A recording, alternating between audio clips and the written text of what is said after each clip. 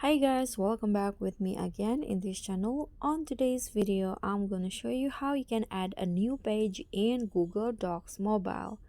So here I've already opened the file on my Google Docs and you can just do the same.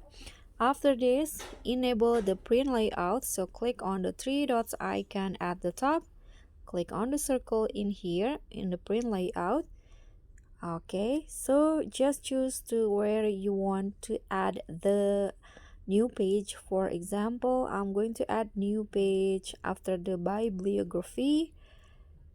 Okay, so in here, let's say, so I'm going to click on the pencil icon first, and then here click on to the position at the end of the existing page.